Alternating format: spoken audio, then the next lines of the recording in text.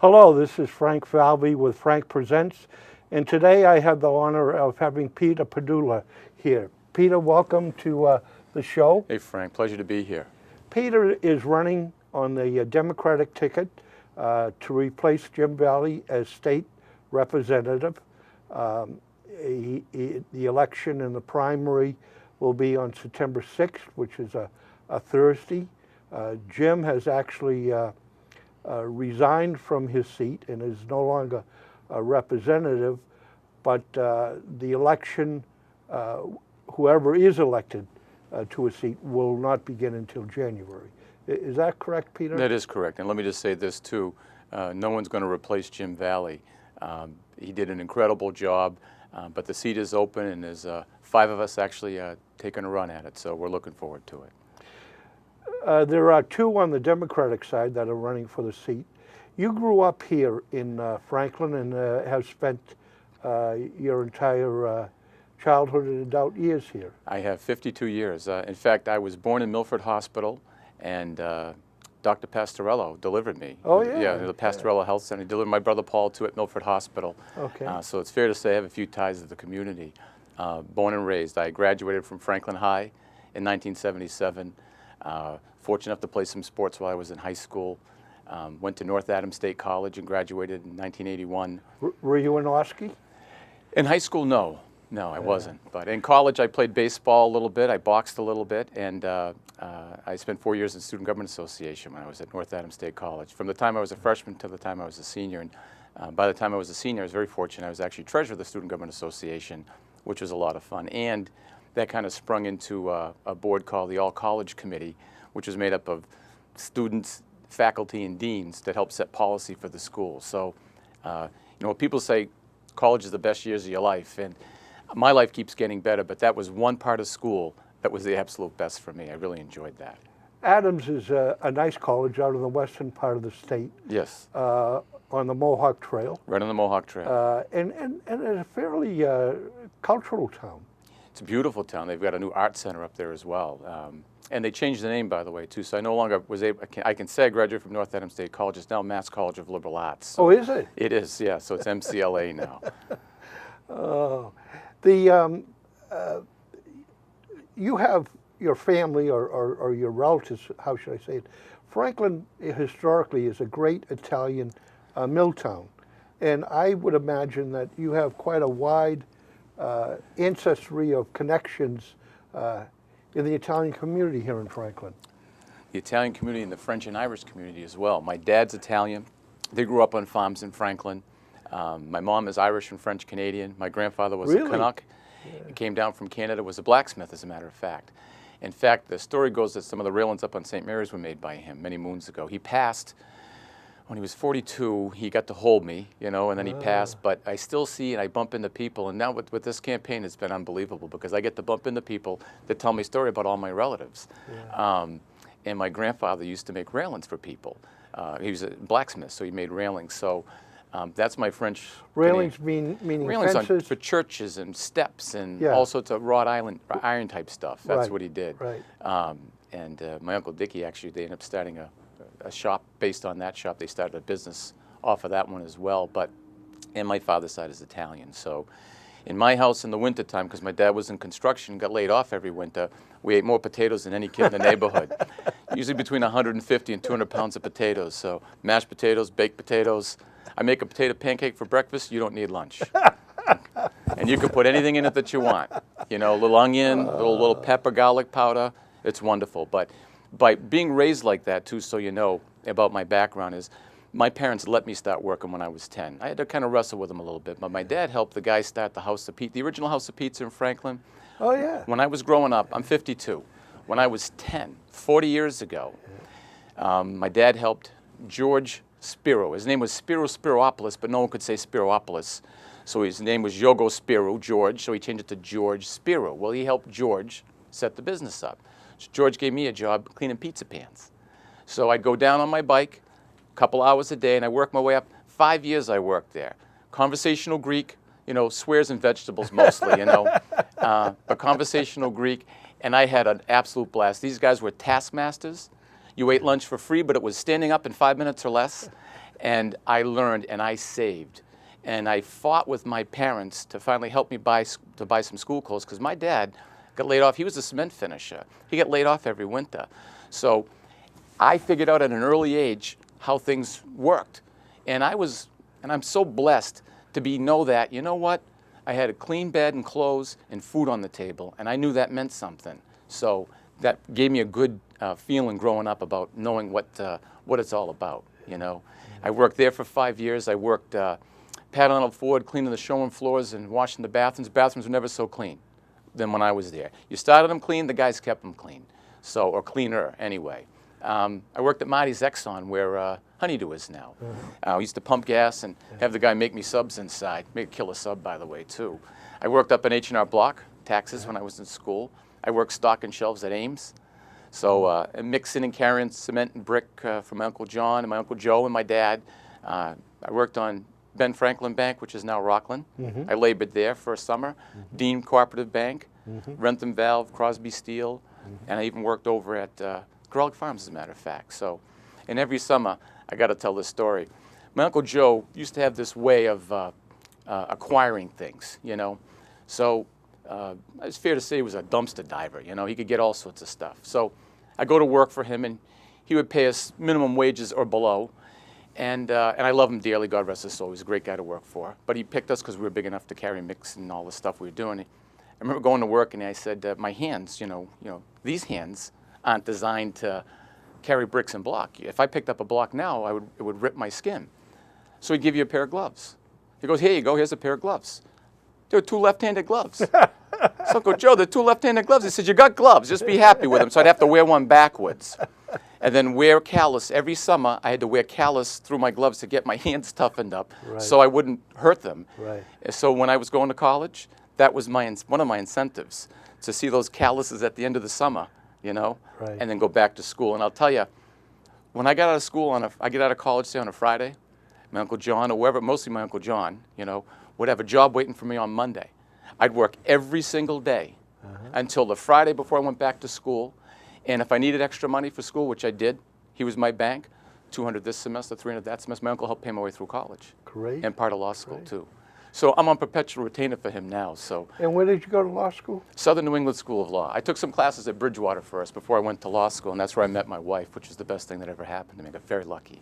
At Bridgewater? Bridgewater. She was in a program for teaching, and I was taking some classes in an MED and counseling program, and I bopped out of that and went to law school. But while I was there, while I was not looking, I found my wife. Or she found me. That is fantastic. The best thing that ever happened to me. What did she graduate in? Teaching. She was in early education, elementary education. So K through 3 she taught. And she taught at North Pembroke Elementary and for a year. And then she was going back her 2nd or 3rd year. And then our first one came along, and we made the decision that we thought it would be more important for her to be home with the kids. It was a joint decision. And she's been home ever since. And I go home to a happy wife almost every single day. The kids get a little busy sometime, you know. 3 kids. The manual sometimes doesn't cover everything with the kids. Well, let me ask this. Jim Valley is giving up his seat because of his children. How comfortable are you running for that seat with the ages your children are? And I'm not sure what ages they are. But. Well, Jim's crazy. He's got 3 kids under 5, and he's 45 years old. So, Jim, you're crazy. But having said that, my oldest is 21. He's going to be a senior at Assumption College in Worcester. My middle one is 18 years old. He's going to Bryant University. Great school. Yeah, get a great package. Although I went to Bentley. Well, he got accepted at Bentley, too. Yeah, you're a dog. It's a beautiful school. The campus, have you seen the campuses? Oh, I started on Boylston Street in Boston. Did you really? Yeah. Did you really? But what a great program. And but he made it easy. My middle one made it easy. He's going to be a freshman in school. He get accepted all the schools he applied to, but he get accepted the Eisenberg at UMass and Bryant were the 2 choices. So how could you go wrong? The Eisenberg school is unbelievable. You know, so we're so fortunate, and he got into Bentley and Quinnipiac and also good schools. Talk about being spoiled, and maybe we'll talk about the cost of that stuff too, because you have to rob a bank, you know, to get some of that stuff to go through. But your youngest and my youngest is going to be a junior in high school. So, junior in high school. And I will tell you this, I can count on one hand the things I've missed from my kids over the years, and I plan on keeping it that way. And we haven't talked about it yet, but I think it'll be in my bio somewhere. I've coached for 13 years, 3 seasons, and some seasons 2 or 3 teams. So I always make sure that I spend the time with the kids, because you know what, you really can't put a price on it. So that's why when we have my wife home with the kids, we said, honey, I said, I don't want to look back and say, I wish we did that differently. So I want to tell you, it's the best investment we ever made. You mentioned going out and door to door and talking with people, and if any race, this race, all 5 candidates really seem to be going door to door, raving about the experience, and as you said, you found out more about your ancestors. You know, I got to give you an example. Something happened this week, because when we say we go to door, we go to door. We don't hit and run either, by the way. We're there. So even my people will say, you know, you got to move on. But I'm there talking to people. Are you going just at this point in the race just to Democrats, or are you? Oh no, Democrats and Independents. Sure. So you are going to Democrats Yes. and Independents at this point. And if there's a Republican that wants to come over to the dark side to vote for us, or the good side, then they can switch over. Or after the primary, you'll be visiting Republicans. Absolutely, because there's plenty of people to visit right now. But we're focusing on Democrats and Independents, and we're going out and talking to those people. Okay. You know, I was over a house this week, and we're doing it a lot. So yes, my feet actually hurt, but I'm not complaining. Okay, it's I went to visit a client of mine we had. I grew up and used to go over their house. So I went over to visit with the lady, and I had some stuff I wanted to talk to her about. And she takes me around. She paints. She's 75 years old, 76 years old. She paints. Paintings are unbelievable. So she's taking me around, showing me the paintings in her house. So I'm looking at the different paintings, and she looks like a professional. Her job is unbelievable. So I get to the last room, and I'm in her studio now, and I said, that's something so beautiful. She said, it's yours. She gave it to me. And I said, you know what? If my wife permits, if I'm lucky enough to get into Boston, I'm going to hang this in Boston. You know? That is great. Yeah, and I mean that. Right across the street is the shoe store. And if I don't mispronounce it, is it Pisani? Oh, Mr. Pizzini. Pizzini. Pizzini. And he has his paintings in there. And they are absolutely. He shows them on the vineyard, I'm told, you know. Oh, I didn't know he that. has someone told me he actually shows those paintings on the vineyard. I've got to get to see them. I know him and Steve, I think, go out to the vineyard and they show these paintings out there, and I think they sell them out there. Yeah, he's a very talented guy. He's an interesting guy. Yeah. He's one of the only guys that can actually work on shoes still around here locally. Yeah, oh, these were repaired by him. You know, I learned how to polish shoes from him too, you know. You ever see him polish a shoe? No. A little dab of shoe cream, Yeah. a dab, and then you touch it in different spots, and then you rub it around the shoe. That way you don't cake it on. Because my shoes get polished every time I wear them, and my kids help me sometimes too with them as well. Yeah. You're a Democrat. I am. You were, or at least maybe still are, on the Democratic Town Committee. You were the secretary of the committee for a number of years. Been on a long time. Long time. Why are you a Democrat? Long time. Well, you know, part of it is it's kind of a whole philosophy, but Democrats help people, you know, give them a leg up. My parents, my Irish side and my Italian side, sometimes weren't treated all that well when we came to this country. But you got to give people a leg up, and that's what the Democratic Party does. I don't want to enable people but I want to help them. So I think that's the kind of thing I think the Democrats do. We give people a chance, help them out some. At some point, we want to make sure that we don't go overboard with it, you know, because I think sometimes there can be an abuse in the system. But I think Democrats help, you know. And it's not that I think Republicans are bad people, because there are some philosophies and things that I talked about. I agree with some of the principles, but my heart is a Democrat. You have served in various committees in government. The Charter Committee. Charter Commission, yes. The Norfolk Advisory Board. Correct. Tell us about your experience in government. Well, for the first thing is the Charter Commission, the Franklin Charter Commission. I sat on a Charter Commission back a while ago, and what that does is we actually look at Is this the first one we're talking about, or one? This is old Paul Shue. After the first one. This is probably usually Charter Commission's a form when you want to get rid of a town administrator. You know, at least that's how it is in Franklin, I think. But old Paul Shue was a person people had an issue with, and I think what happens is sometimes they're formed for the wrong reasons. I think this when they want to get rid of somebody. We had a 15-member board, I think at that time. He was 11 or 15 members, but they couldn't get rid of him, so they wanted to form a board of selectmen and shrink it. so they get the votes to get rid of the guy. So that we formed the committee, and he resigned. But what we did on the charter commissions, we look at how the government's structured, Right. appointed positions versus elected positions, compensation, strong town administrator versus a weak town administrator. So I got a real good handle on how our whole process was structured. And you know what it helps is I go around talking to people. It helps because there's, like, the discussions I hear now are, we're a $105 million business. We have an elected town treasurer. I hear people talking to me, say, do you think that's a good idea? That we elect a treasurer on popularity to run a $105 million business. You know, let's talk about it. What do you think about that? So I think that's something, when we do form these What do you commissions. think about that? Well, you know, I think, Not knowing that I ran for that position.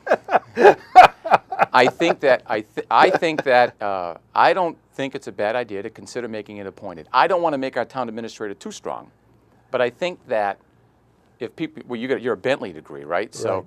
you're a good candidate, and most people are good. I'm not saying they aren't great candidates, but I think that as long as there's people like you that have the background you do running, I don't have any issues. But if you can't guarantee that, if it's based on popularity alone, I don't think that that's a great idea.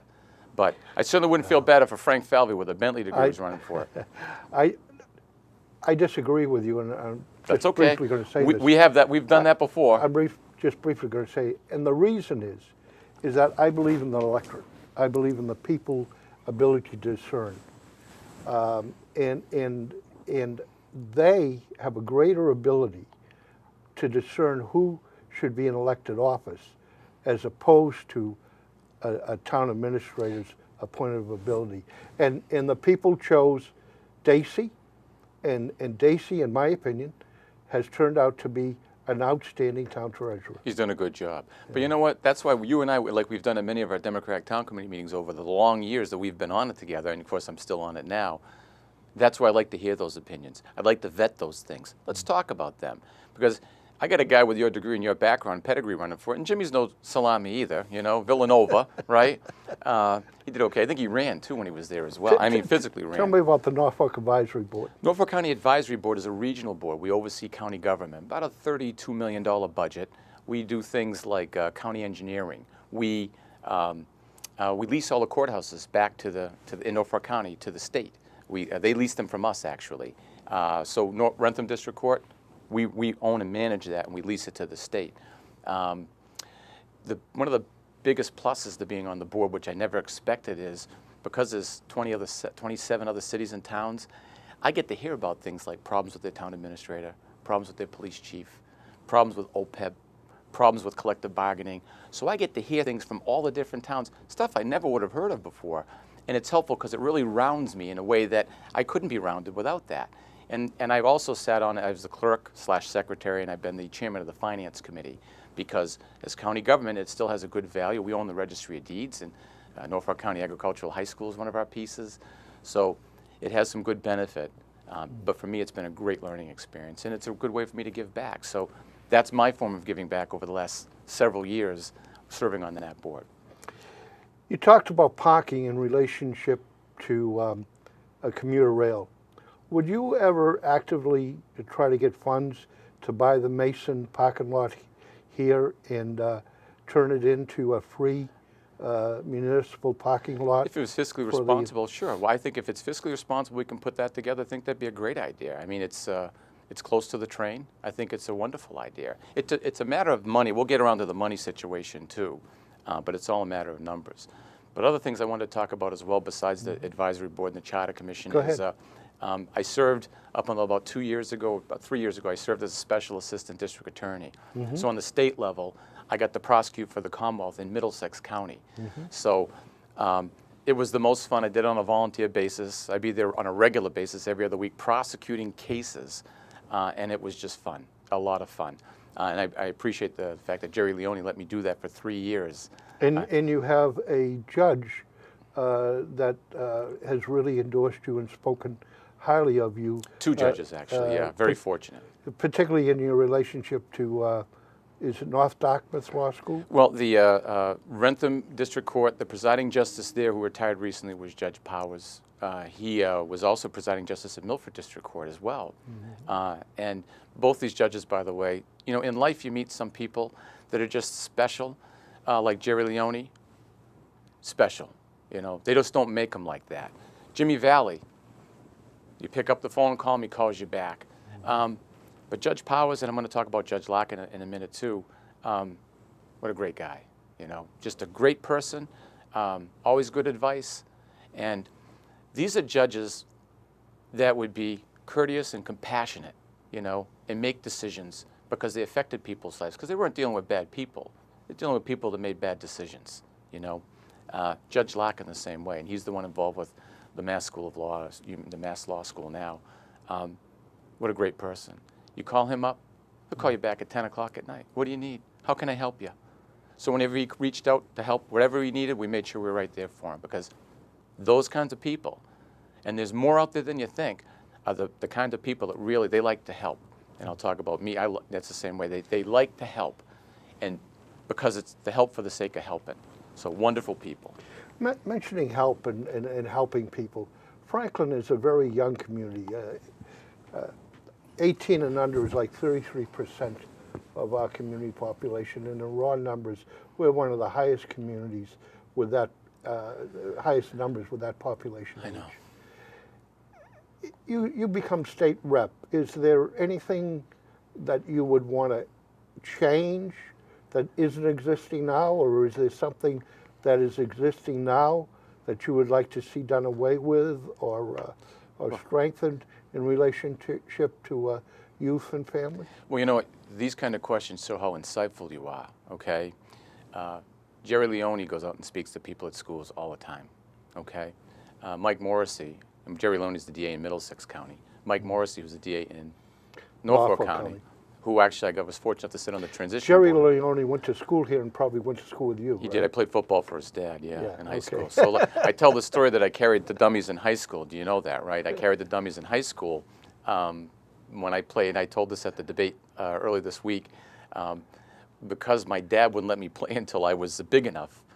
In my junior year, I grew to the height I am now, a little bit lighter than I am now. Because I was a rookie, I got to carry the dummies the whole season. And I started both ways, but I got to carry the dummies because I was a rookie. So when I prosecuted for Jerry, sometimes I go out and get the craziest cases to prosecute. So I'd go in and get sworn in every year. And one of the years I'm getting sworn, I said, Jerry, I just want to tell you something. You know that your father, he didn't know us. I said, your dad made me carry the dummies, you know, because I didn't play. I said, I'm carrying the dummies for you now. And that's why I said in the debate, too. And I talked to Jimmy about this, Jimmy Valley, who I get along, you know, he's just a great person. And we'll be carrying the dummies. We got a lot of legwork and game planning to do. And when I say Jimmy put us in the hole, I gave him a hard time. He's a lot of local aid. We got our work cut out for us, you know. As I talk to seniors, even now, not to get off the topic, because I know a lot of times you'll ask us questions and we just kind of go wherever, but talking to some of the seniors, the thing is, you know, I had a guy come up to me today and said, how are you going to stop us from getting taxed? You know, you're raising taxes. I said, I don't know. I really don't know the answer to that question. I said, but I'm going to ask some people to try to find out. The older people to come back to the question you actually asked is about this issue with the drugs. I see it. I defend a lot of kids. I have a lot of cases involving younger kids. I think drugs are a problem for us. You know, drugs and alcohol are a big issue.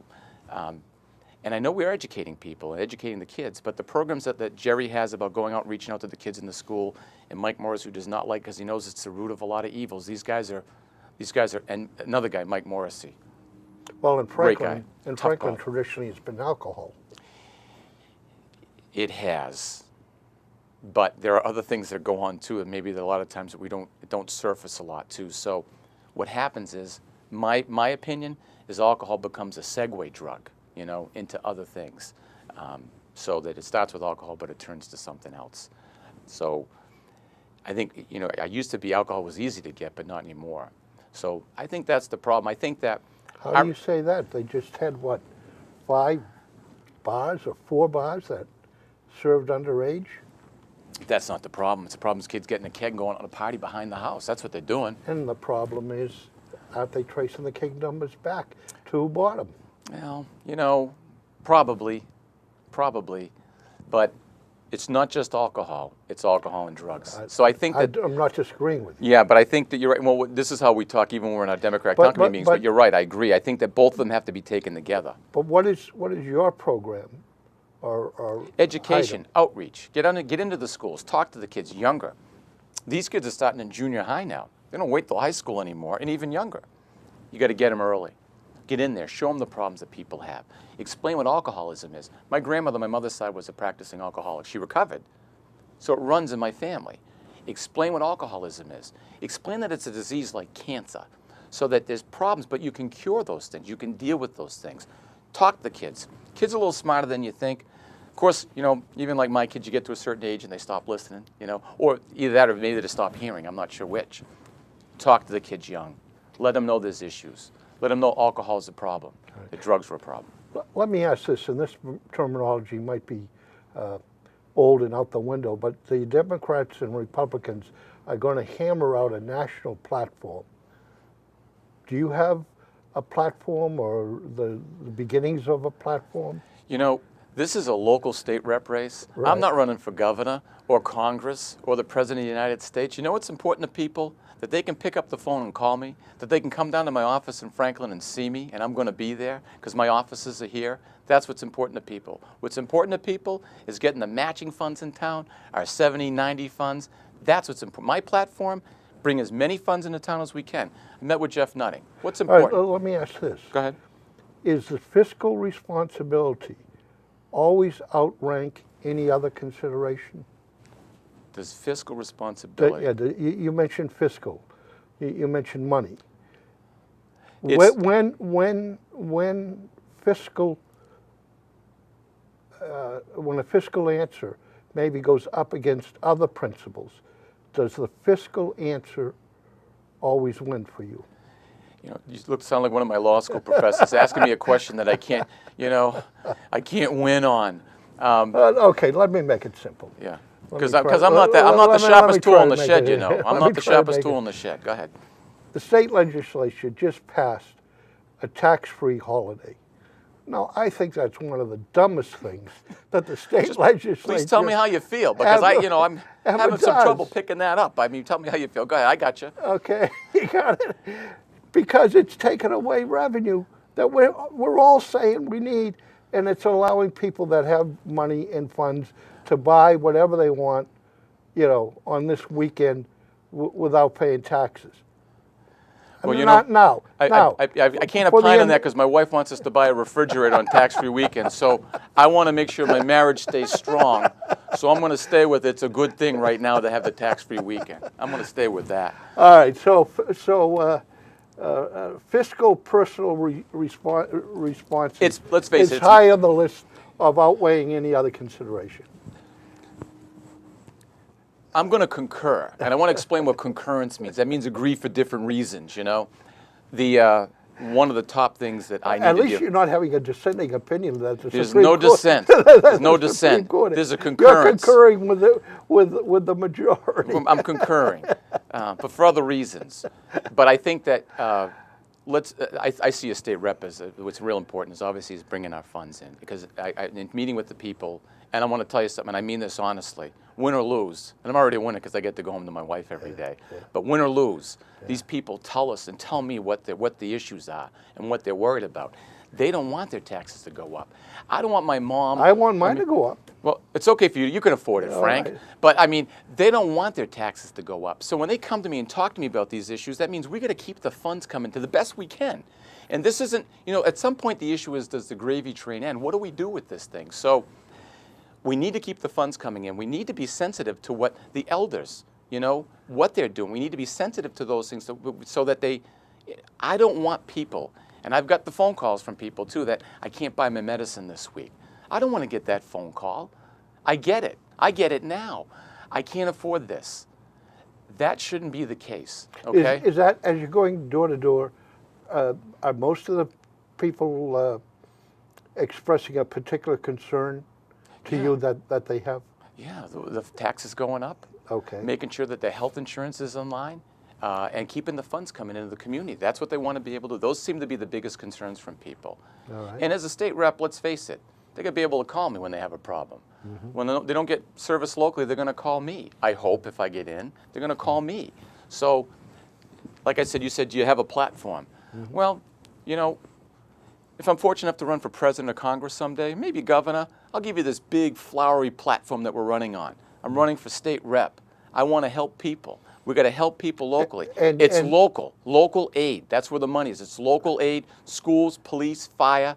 That's what we're here for. But a state rep probably has more direct influence on the people of Franklin, okay, in what decisions they vote or how they vote than the president or any national leader, because the more direct you come to the community, the more it affects the members of the community. Well, I respect. So yeah. I see your position. I get. Well, you know, but I mean, I see that position Yeah, here, as a position that really affects individuals rather dramatically. well, and I respectfully disagree with you, and I think you're taking it out of Okay. context a little. Here's the thing. Why do I go around and talk to people? And why will I continue to talk to people? Yeah. So I can be an effective voice for them on Beacon Hill. Right. If there's an issue that they Right. want to talk about, guess what? It's what they want, not what I want. They want to keep the funds coming in, that's what we're going to do. If they have issues on certain topics, I'm going to listen to them, and I'm bringing their voice to the Hill. I can be an effective voice for people because, you know what? I've gotten better at listening. Apparently at 18, I pretty much knew everything, you know? I did too. Yeah, I'm sure you did. And I was talking to a buddy of mine. I said, one of my sons is being, giving my wife a little, being busy with us, both of us. And one of my friends said, you know what? You should tell him, do it now while you're young and you know everything, But the one thing I've learned is the more I know, is the more I don't know. I'm a lawyer, and there's 3 of us in the race that are lawyers. You know what you don't know sometimes. Based on you have a knowledge. Once you get to a certain point, you go, I didn't know that. Yeah. I find myself saying that a lot. But I learn. All right. There's nothing I can't learn, by the way. Peter, what's the question I didn't ask you that you really want to talk to the voters about and say to the voters? You know what? I think people know me, I'm born and raised in the community. I got 2 successful businesses here. I've proven my skills to be successful and be able to work through issues. I like helping people. What gets me out of bed in the morning and is making a difference in other people's lives, and I do that in my work every day. And if the people from Franklin and Medway vote me in, and I'm fortunate enough to be in that seat, I'll do that for you every single day. I can make a difference. I can be an effective voice for you on Beacon Hill. That's what I want them to know. Peter, the primary, as we mentioned at the beginning, is on September 6th. A Thursday. A Thursday. A Thursday. A Thursday. Lo and behold. A Thursday. And everyone votes at the same place. Everyone, in Franklin, In yes. Franklin, everyone votes at the field house. Correct. But maybe you could say a few words about how important your ability to absentee vote and how important it is to consider voting by absentee ballot. Well, thank you for the lob. I feel like I'm playing tennis and the ball's up really high and I'm coming down for the lob right now. All the kids from school, all the college kids need to absentee vote. We're bringing one of my guys back. Steve's daughter's going to be back before us, so it's so important to absentee vote. A lot of the seniors are absentee voting, and it's an incredible vehicle. You can do it now, by the way, so you can get out now and vote. So if you haven't voted, I feel what's that show on TV where they do that thing, the dancing with vote for me. One of the TVs, and they say vote, and here's the number, but you can vote now. But we're so fortunate. And Debbie Pellegrini does a great job. You have till August 17th to register to vote. Yeah, I think it's either the 15th or the 17th. I remember Debbie was telling me, the 17th, I think Debbie said, Debbie Pellegrini. But even mothers that may be busy taking kids, they can go down right now and vote. They can go down now. They can go down now and say, I'm going to be busy. Can I shoot in here and vote? My sons have been down. One of them's been down. The other one, ask him 3 times and he'll probably be down at some point. But they'll be down. Either that or his tuition bill doesn't get paid for school. What can I say? Now, obviously, you have a lot of campaign workers out because we've seen them standing, holding signs. We've seen signs. You've been going to door. But if someone wants to learn more about your campaign or become part of the campaign, call me up. There's a place right here on Main Street. Right on Main Street. It used to be where the Comcast office was. It's right on the Main Street. If you go to Acapulco's, come out and take a left. It depends. Hopefully it's not too late because you might take a right when you come out of there. But take a left out of Acapulco's. We're up on the left-hand side. The old Newberry's building for the people that live here in town. But that's the spot we're at. We've been there since the beginning of June. It's a great spot. my campaign manager beat me into getting the place, you know. It was a dogfight. But it was one of the best things we did so far, besides just getting together and doing the campaign, and it's been fun. It's a lot of work, but it's one of those things that's rewarding. And you'd really welcome people not only to donate, but to come and actively work for the campaign. We've been very lucky with it, you know. And what might be the website if people want to go into the website? Padula for Rep, PADULAFORREP.com. That's how you'll find us. Or you can call me at 528-8811. You want to see me? Give me a call. I'll come see you. We're on it. Well, I'm available anytime. Weekends are tough. I'm out knocking on doors and stuff, and during the week some nights. But you call me, I'll make time to come see you. Great. Peter Padula, Democratic candidate for state representative. Please go out and vote on Thursday, September 6th at the Franklin Fieldhouse, and hope to have you back. Thank you, Frank. Hope I didn't scare you off. It's a pleasure. Too much. You were good. You were good. Thank you so much. This has been fun. Thank you. Thank you for tuning in, and we look forward to seeing you, and have a blessed day.